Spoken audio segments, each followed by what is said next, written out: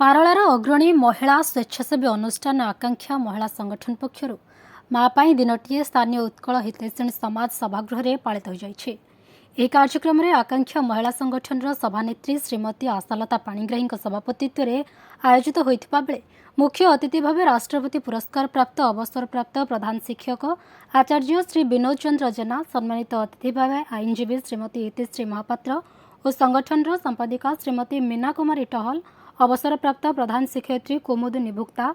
शिशु मंदिर प्रधान आचार्य श्री सरोज कुमार पंडा प्रमुख जोगदे मातृदिवसर तात्पर्य और महत्व विषय में आलोकपात करथिले। ଏହି ଅବସରରେ ଏକ କବିତା ପାଠୋତ୍ସବ ଅନୁଷ୍ଠିତ ହୋଇଥିଲା। କାର୍ଯ୍ୟକ୍ରମରେ ଯୋଗ ଦେଇଥିବା ମାତୃମଣ୍ଡଳୀ, ଜିଲ୍ଲା ଶିକ୍ଷା ଓ ପ୍ରଶିକ୍ଷଣ ଅନୁଷ୍ଠାନର ଅଧ୍ୟକ୍ଷ ଶ୍ରୀ ଡାକ୍ତର ମୁର୍ମୁ, କବି ଗୌରହରି କରସୁଧା ପଟ୍ଟନାୟକ ତଥା ଉପସ୍ଥିତ ସଦସ୍ୟବୃନ୍ଦ କବିତା ପାଠ କରିବା ସହ ମା ପାଇଁ ଦିନଟିଏ ବିଷୟରେ ନିଜ ନିଜର ମତାମତ ପ୍ରଦାନ କରିଥିଲେ। ସମସ୍ତ କାର୍ଯ୍ୟକ୍ରମକୁ ଶ୍ରୀ ରାଜେନ୍ଦ୍ର କୁମାର ରଥ ପରିଚାଳନା କରିଥିବା ବେଳେ ଅବସରପ୍ରାପ୍ତ ଶିକ୍ଷକ ଶ୍ରୀ ଶଶିଭୂଷଣ ପଟ୍ଟନାୟକ, ସମସ୍ତ ଅତିଥିବୃନ୍ଦ, ମାତୃମଣ୍ଡଳୀ, उपस्थित बुद्धिजीवी और गणमाध्यम को धन्यवाद अर्पण करथिले। माँ नथिया परिवारटा सरकार आजिकालिका दिन में माँ आवश्यकता बहुत माँ को सम्मान दिंतु निजर समाज को आम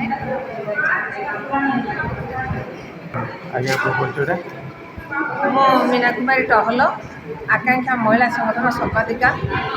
आज आम मातृ दिवस पालन करूँ जेहेतु आकांक्षा हूँ गोटे महिला संगठन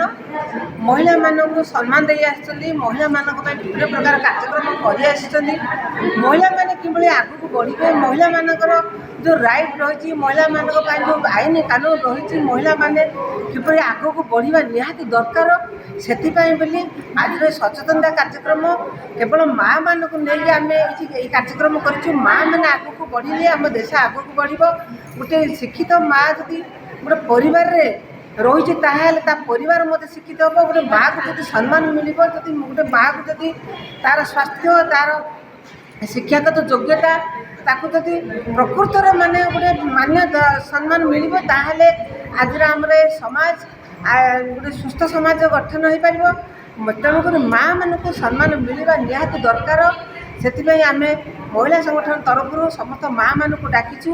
आमर पुरुष मानू डाकी जेहेतु महिला मैंने आगू बढ़े आम देश आगू बढ़ तेणुक आम उद्यम निहाती सब वर्ष जारी रही वर्ष आम ये पालाकी टाउन रे पालन करूँ समस्ते मध्य आकांक्षा महिला संगठन तरफ ये उत्सव पालन कर बहुत खुशी अनुभव करूँ आम भी बार्ता देचु महिला मानक माँ मानक सम्मान मिलू आ महिला मानक सम्मान मिलले आम देश आम परिवार आगू बढ़। धन्यवाद।